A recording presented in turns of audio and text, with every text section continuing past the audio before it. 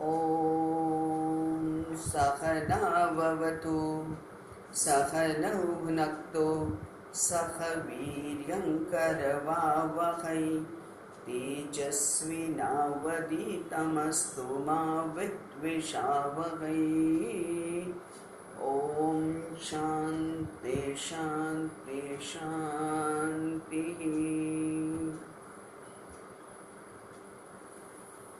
रामाय रामभद्राय रामचन्द्राय वेदसे रघुनाथाय नाथाय सीतायाः पतये नमः।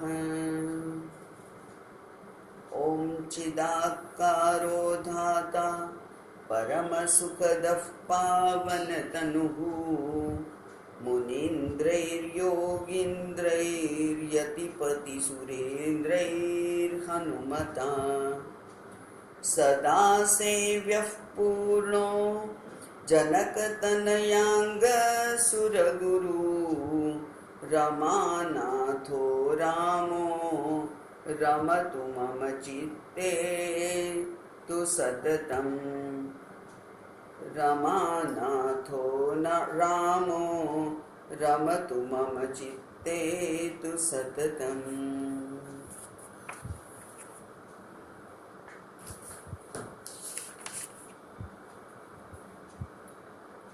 रामं विश्वमयं वन्दे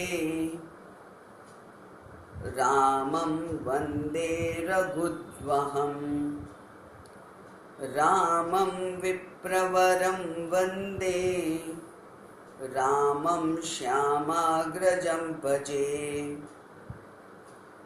यस्य वागंशुतश्च्यूतं रम्यं रामायणामृतम् शैलजासेवितं वन्दे तं शिवं सोमरूपिणम्।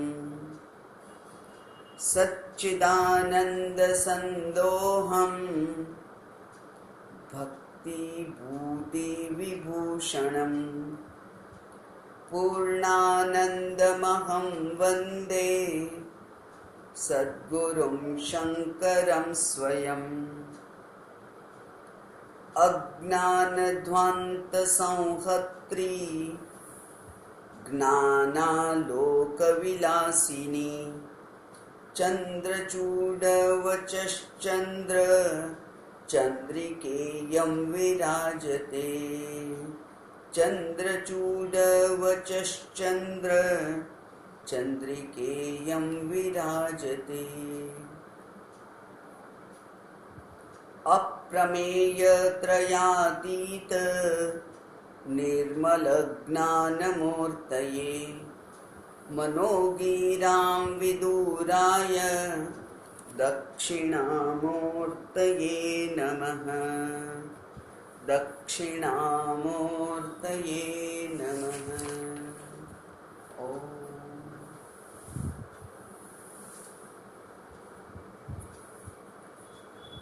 આપણે 30મો શ્લોક જોયો તો છેલ્લે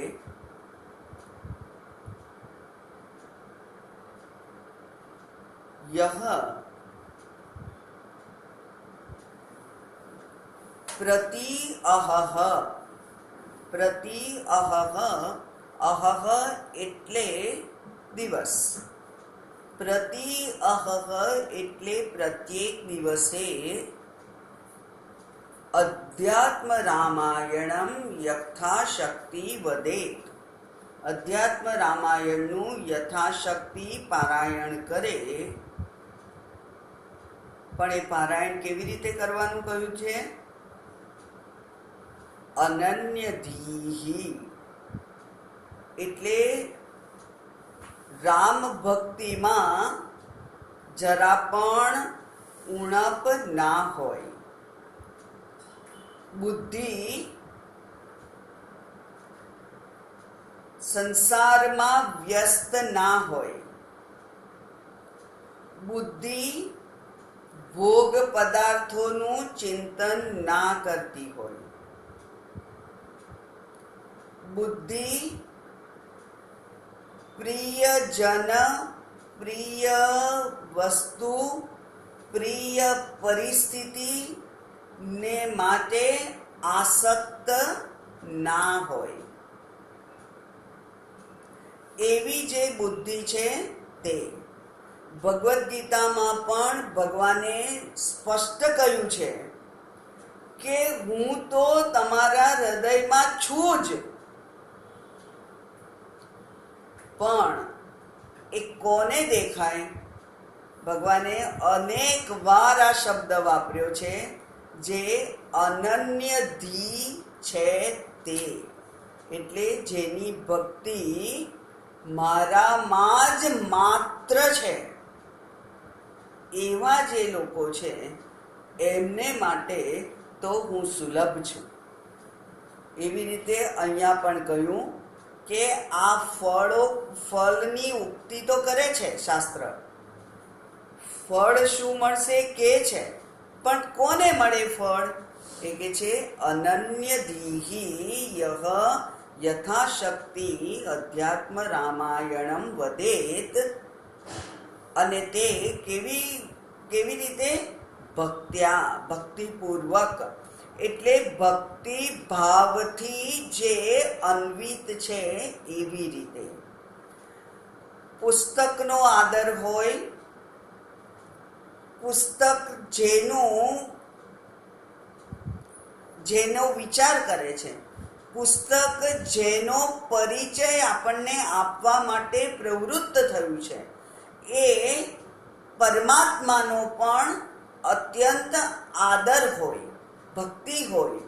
એ ભક્તિ એટલે આપણે પુસ્તકને, જ્યારે શાસ્ત્રનું એ પુસ્તક છે, ગ્રંથ છે, ત્યારે એના વિશે પણ આદર હોવો જોઈએ. અને આગળ આપણે જોયું કે પાર્વતીજી એમને અધ્યાત્મ રામાયણનું મહત્વ જેવું ભગવાને સમજાયું કે તરત જ એમણે અર્ચના વગેરેથી આ અધ્યાત્મ રામાયણની ભક્તિ પૂજા શરૂ કરી દીધેલી. એ પ્રમાણે એટલે કાયેન વાચા મનસા એવું 3 પ્રકારની ભક્તિ માટેની વાત શાસ્ત્રમાં આવે છે. કાયાથી જે થઈ શકે તે, વચનથી જે થઈ શકે તે, અને મનથી જેનું ચિંતન જે પ્રમાણે થઈ શકે તે.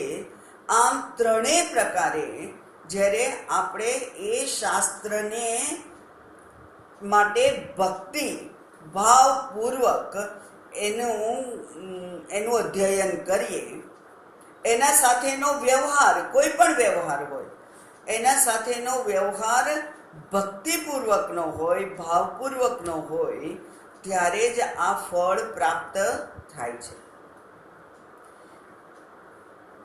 વિવેક ચૂડામણીની જ્યારે આપણે વાત કરતા હતા ત્યારે મેં એક વખત કહેલું કે આ જે ભક્ત છે એ કોઈક વિગ્રહનો, એટલે કે કોઈક ભગવાનનો ભક્ત હોય કે પછી તત્વનો ભક્ત હોય, આ બધાની ઉર્ધ્વ ગતિ તો થાય છે, પણ 2 રસ્તા છે એના. બરાબર, આપણે વાત કરેલી એ ઉત્તરાયણ અને દક્ષિણાયન, અર્ચિરાદી માર્ગ કે છે એને.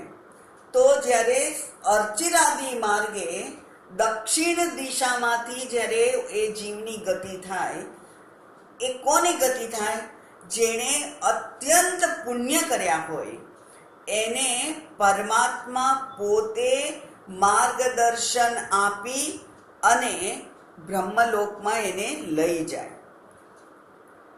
અને બ્રહ્મલોકમાં બ્રહ્માજી જ્યારે તત્વમસીનો ઉપદેશ કરે અને એ ઉપદેશ એના બુદ્ધિમાં સ્થિર થાય, તો આ જન્મ મરણમાંથી આત્યંતિક નિવૃત્તિ થાય.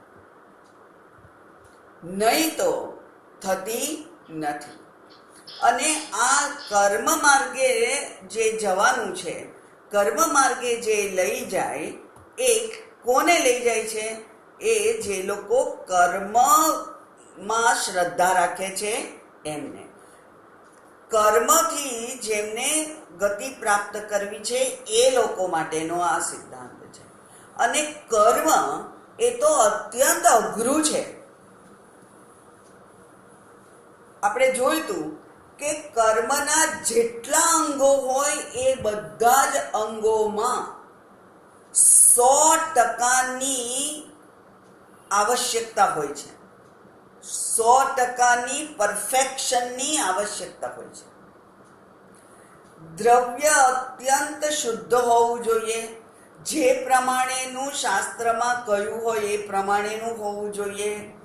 જે મંત્રો બોલાય તે મંત્રો સ્વર સાથે અત્યંત શુદ્ધ ઉચ્ચારમાં બોલાવા જોઈએ. જે ઉદ્દેશ્યથી કર્મ કરીએ એના યજમાન અને એના પુરોહિત બંનેની 100% શ્રદ્ધા હોવી જોઈએ. દક્ષિણામાં યજમાનની જરા પણ કંજુસાઈ ના હોય. બ્રાહ્મણને દક્ષિણા જેટલી આપવી જોઈએ એના કરતાં કંઈક વિશેષ એને આપ્યું હોય. એ આ બધા કેટલી બધી શરત છે. અને તો આ અર્ચિરાદિ માર્ગે બ્રહ્મલોકમાં જવા મળે. હવે કોઈ પણ કાર્ય કરીએ ત્યારે આટલું પરફેક્શન હોવું ઓલમોસ્ટ ઇમ્પોસિબલ છે. અને એટલે પૂજ્ય સ્વામીજી એમ કહેલું કે આ બ્રહ્મલોકમાં જઈ અને બ્રહ્માજી પાસેથી તત્વમસીનો ઉપદેશ સાંભળવા માટે અહીંયા કેટલા કર્મો કેવા પરફેક્શનથી કરવા પડે, એટલે એ શક્ય જ નથી. એટલે સ્વામીજીએ હસતા હસતા એમ કહેલું કે એ બ્રહ્મલોકમાં કર્મ દ્વારા જવાની વાત છે એ શાસ્ત્રમાં કહેલી છે, પણ એ શક્ય લાગતી નથી. ફોરગેટ અબાઉટ ઇટ, એની તો વાત જ ના કરશો. એટલે ફોરગેટ અબાઉટ ઇટ શું? કર્મથી કંઈક મુક્તિનો માર્ગ મળે એ બાબત તો તમે છોડી જ દો. તો મુક્તિ મેળવવા માટે હવે એકમાત્ર રસ્તો રહ્યો, અને કયો? આ લોકમાં જ ગુરુ મુખે તત્વમસીનું શ્રવણ કરી અને એને બુદ્ધિસ્થ કરી અને એનો નિશ્ચય થાય એ પ્રમાણેના મારા અધિકારીત્વમાં મેં ઉત્તરોત્તર પ્રગતિ કરી હોય તો એ નિશ્ચય થાય છે અને જીવન મુક્ત બને છે. એટલે જે જીવન મુક્તના લક્ષણો આપણે જોયેલા તે વખતે આપણે આ વાત કરેલી. અહીંયા પણ એવું કહ્યું કે ભક્તિભાવપૂર્વક આ રામાયણનું જે પઠન કરે એને જીવન મુક્ત એવું કહેવાય છે. અને આ પઠન કરવું એટલે કર્મ છે, અને કર્મ છે એટલે એમાં 2 શબ્દ મૂક્યા છે, 2 શરત રૂપના શબ્દો છે. અને 2 કયા છે? ભક્તિપૂર્વક એટલે કે ભક્તિભાવપૂર્વક અને અનન્ય બુદ્ધિથી, અન્ય કોઈમાં અગત્ય રાખ્યા વગર.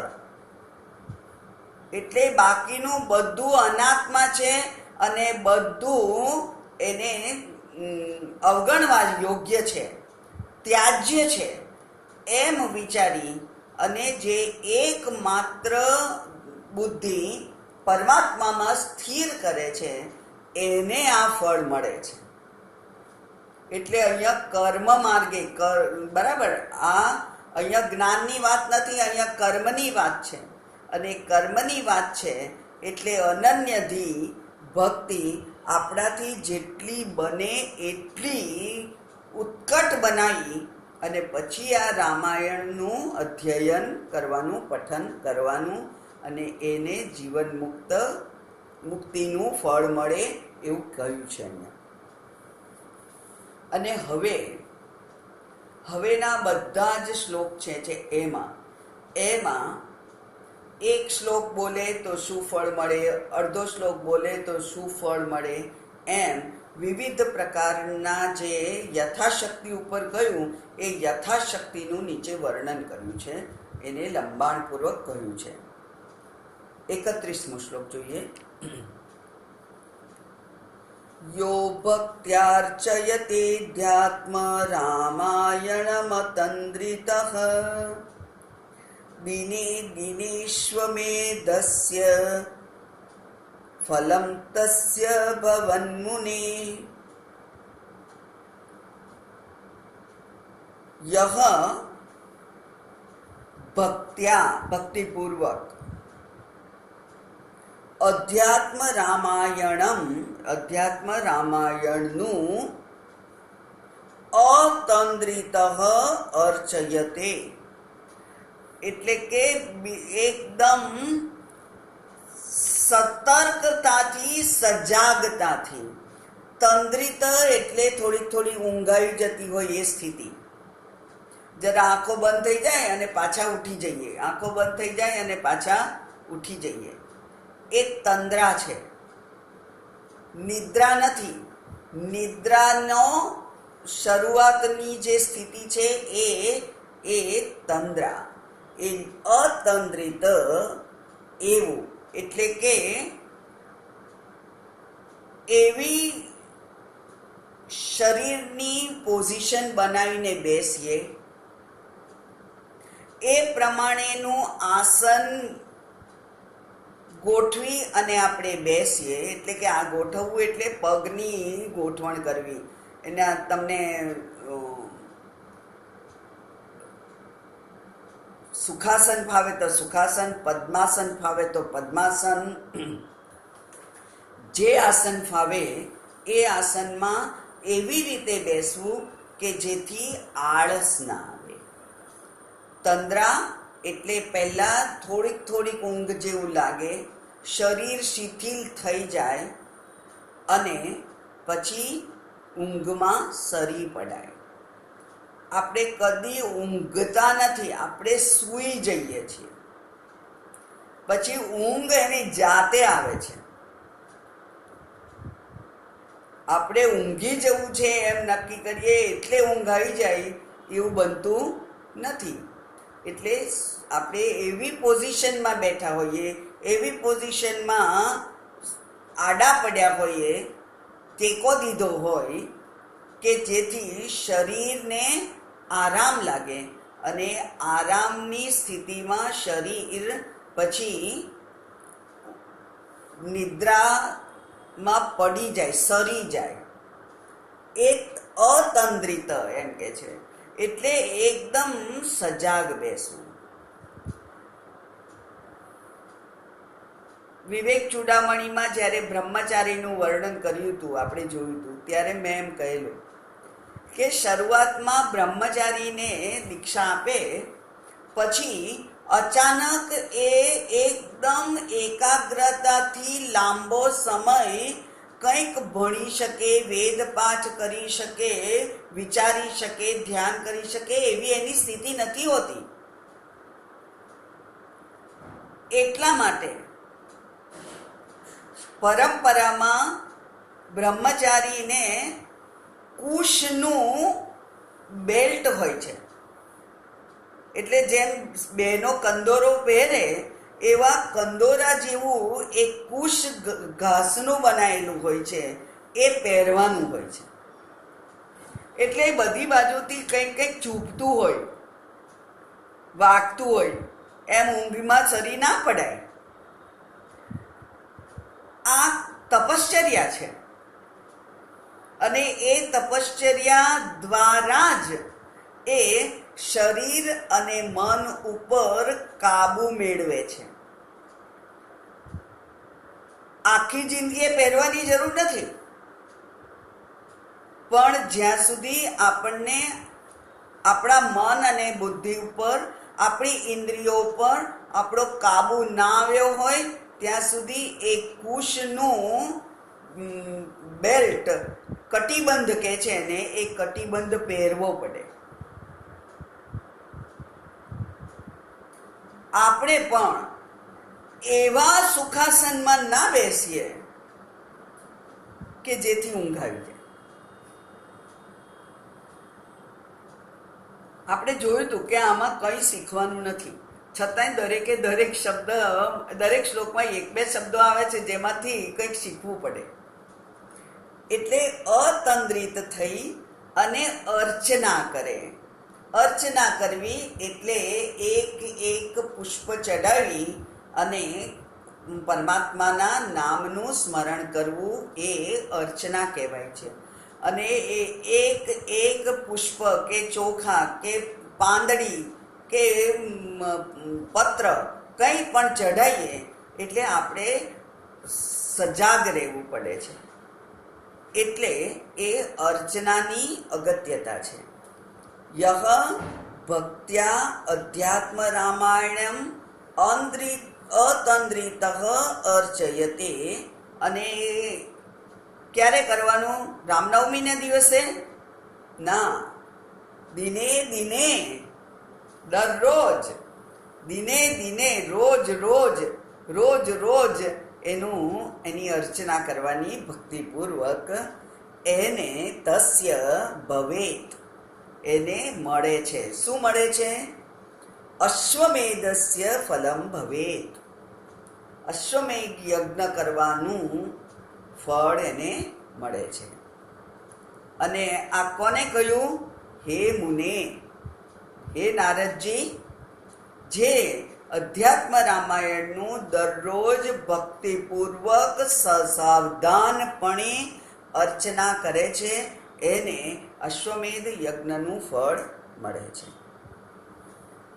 આગળ જોઈએ 32મો શ્લોક. યદૃચ્છયાપિ યોધ્યાત્મ રામાયણમનાદરાત અન્યત શૃણુયાન મર્ત્યઃ સોપી મુચ્યેત પાતકાત. શ્રેષ્ઠ ફળ શું મળે છે એ કહી દીધું, બરાબર. હવે એના કરતા બીજા છેડા પર ઓછામાં ઓછું કેટલું ફળ મળે તો એની વાત કરે છે. બે છેડાની વાત કરે છે. એ કહે છે કે પાતકાત મુચ્યેત, પાપમાંથી, અધોગતિમાંથી એની મુક્તિ થાય. પાતક એટલે જે આપણને હીન યોનિઓમાં ધક્કો મારે એ પાતક છે. એમાંથી મુચ્યેત બચાવે. કોને બચાવે? હવે અધ્યાત્મ રામાયણનું ખરેખર આ મહાત્મ્ય છે. એ કહે છે કે યહ, જે અધ્યાત્મ રામાયણનું અનાદરાત, આદર વગર, અધ્યાત્મ રામાયણ માટે એને આદર નથી, આદર વગર, યદૃચ્છયા એટલે ઈશ્વરની ઈચ્છાથી, એની પોતાની ઈચ્છાથી નહીં. હવે કોઈક વાંચતું હોય અને આપણે ત્યાં બેઠા હોઈએ કે ત્યાં આપણે કોઈક બીજા કામ માટે રાહ જોવાની હોય કોઈકની, અને કંઈક બે શબ્દ સાંભળવા પડે. યદૃચ્છયા યહ અધ્યાત્મ રામાયણમ અનાદરાત અપી, અપી હું ઉમેરું છું, અનાદરાત અપી, અનાદરથી પણ, અન્યતઃ શૃણુયાન એટલે અનાદરથી પણ, અન્યતઃ એટલે બીજા પાસેથી શ્રવણ કરે. એટલે અત્યારે તમે શ્રવણ કરતા હો, ધારો કે, અને કોઈક તમારે ઘેર મહેમાન આવે અને એ મહેમાન બીજા એટલે કે બીજા કોઈ સભ્યને તમે સોંપી દો કે હમણાં અમે આવીએ છીએ, તમે આમની જરા ચા નાસ્તો કરાવો, ચા પાણી કરો, વાતો કરો એમની જોડે થોડી વાર માટે, હવે 10 જ મિનિટ બાકી છે પછી આવું છું એમ કહ્યું હોય તમે, તો એ આ તમે જે સાંભળી રહ્યા છો એને જો એ સાંભળે, કારણ કે સંભળી જાય, કાન ઉપમા તો ભગવાને આપ્યો નથી દાટો, એટલે કાન એ સંભળાઈ જાય. અન્યતઃ એટલે અન્ય પાસેથી કોઈ બીજી રીતે શૃણુયાત, અને એ કેવો માણસ હોય? મર્ત્યઃ. આપણે વિવેક ચૂડામણી કર્યું ત્યારે જોયું હતું કે જંતુ, પશુ, મર્ત્ય એવા બધા શબ્દો શંકરાચાર્યજી ક્યારે વાપરે? જ્યારે એ વ્યક્તિનું જીવન ધર્મમય ના હોય, અધ્યાત્મમય ના હોય, એ ખાલી 2 પગ 2 હાથ વાળું પશુ હોય, એવો જે માણસ હોય એવો મર્ત્ય, મરણશીલ છે. મરણશીલ તો બધા છે, બધા જેટલા શરીરો છે એ બધા મરણશીલ છે. પેલા જ્ઞાનીનું પણ શરીર તો મરણશીલ જ છે, પણ એને મૃત્યુ એ પાતક નથી કહેવાતું. એટલે જેનું જીવન અવસર રૂપ ગયું એનું મૃત્યુ મહાઅવસર છે. એનું તો મૃત્યુ એ પાડવા વાળું નથી. એટલા માટે અહીંયા શબ્દ વાપર્યો મર્ત્ય. કોઈક અબુધ અજ્ઞાની જીવ, અધાર્મિક એવું કોઈ માણસ એ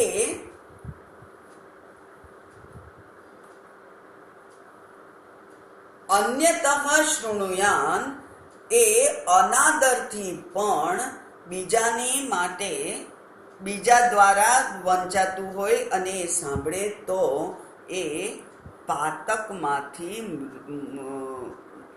બચી જાય છે, એટલે કે અધોગતિમાંથી બચી જાય છે. ધર્મશાસ્ત્રમાં આ વાત આપણે ઘણી બધી વાર સાંભળીએ છીએ કે અનિચ્છાથી પણ કોઈ સત્કાર્ય જો આપણા વડે થાય, કોઈકના કહેવાથી કરવું પડે વગેરે, તો એનું પણ મહાન ફળ મળે છે. એ જ પ્રમાણે પરમાત્માનું ચિંતન અત્યંત ભક્તિભાવપૂર્વક કરો કે પછી દુશ્મન હોય એ પ્રમાણે એનું ચિંતન થાય, તો પણ એની મુક્તિ ભગવાને કરેલી છે. પેલા ગજેન્દ્રએ બહુ ભક્તિપૂર્વક ભગવાનને યાદ કર્યા તો ભગવાને એનો ઉદ્ધાર કર્યો, અને પેલા શિશુપાલે એને ગાળો આપી, પણ ગાળો આપતા આપતા પણ સ્મરણ તો કોનું હતું? સ્મરણ તો પરમાત્માનું હતું ને. અને એ પરમાત્માનું જે સ્મરણ થાય એ પણ તારનાર છે. અનિચ્છાથી જો સ્મરણ થાય તો એ પણ તારનાર છે. એટલે એ ભક્તિભાવપૂર્વક થાય કે દુશ્મનીથી થાય, પણ પરમાત્માનું સ્મરણ થાય તો એ તારનાર છે. કંસને પેલી ભવિષ્યવાણી સાંભળ્યા પછી રોજ રોજ કોઈક જગ્યાએથી પેલો કૃષ્ણ આવે છે અને મને મારે છે એવી બીક સતત લાગતી હતી. એટલે સતત એના સ્મરણમાં કોણ હતું? દુશ્મન રૂપે પણ એ પરમાત્મા જ એના સ્મરણમાં હતા, અને એટલે એનો પણ ઉદ્ધાર થયો. અહીંયા રામાયણમાં આવે છે કે શંકર ભગવાનનો ભક્ત હતો રાવણ. એને શંકર ભગવાને કહ્યું કે હવે રામાવતાર જે થશે એ રામ અવતાર દ્વારા એમના વડે તારું મૃત્યુ છે. અને એટલે એ રાવણ રાહ જોઈ રહેલો આતુરતાપૂર્વક કે રામ ક્યારે આવે અને મારું મૃત્યુ એમના હાથે થાય. હવે કોઈ રીતે રામ તો કોઈને દુશ્મન કરે એવા હતા નહીં, કોઈ અવતાર એવા નથી હોતા. શિશુપાલને પણ ભગવાને શું કહ્યું? 99 ગાળ આપી ત્યાર પછી પણ એને ચેતવ્યો કે અલા બસ બસ બસ, 100મી આપીશ તો ગયો તું. અને તોય પેલા એ આપી અને ગયો. દુર્યોધનને પણ કહ્યું કે તું મારી અવજ્ઞા ના કર, જો હું કોણ છું. અને વિશ્વરૂપ દર્શન, વિરાટ દર્શન કરાયેલું દુર્યોધનને, તોય દુર્યોધને માન્યું નહીં. એ કે જે આ તો માયાવી છે, મારે જે જીદ છે એ કરવી જ, એ જોઈએ જ. એટલે રાવણ પણ સીતાજીની રાહ જોતો હતો. કંઈક કરે તો રાવણ મારે ને, કોઈક પ્રસંગ બનવો જોઈએ તો રાવણ મારે. અને એટલે સીતાજીનું હરણ કરેલું. એટલે અહીંયા શું કહ્યું છે કે ભક્તિભાવપૂર્વક. હવે ભક્તિ એ સ્મરણ છે. અને એટલે અહીંયા તો આપણે જોયું કે જે અનિચ્છાથી પણ, અનિયમથી પણ, અહીંયા ભાષાંતરકારે યદૃચ્છયાનું ટ્રાન્સલેશન કર્યું છે અનિયમપૂર્વક. એટલે એક પ્રકારની શિસ્ત વગર, જ્યારે ટાઈમ મળે ત્યારે, જ્યાં ટાઈમ મળે ત્યાં, જે પ્રમાણેની પરિસ્થિતિમાં આપણે હોઈએ એ પ્રમાણે, એટલે કે સૂચિ વગેરેનું જો ધ્યાન ના રખાય તો એ કંઈ વાંધો નહીં, એ પ્રમાણે અનિયમપૂર્વક જેણે અન્ય પાસેથી અધ્યાત્મ રામાયણનું ધ્યાન કર્યું છે, સાંભળ્યું છે, એ પાતકથી, એટલે કે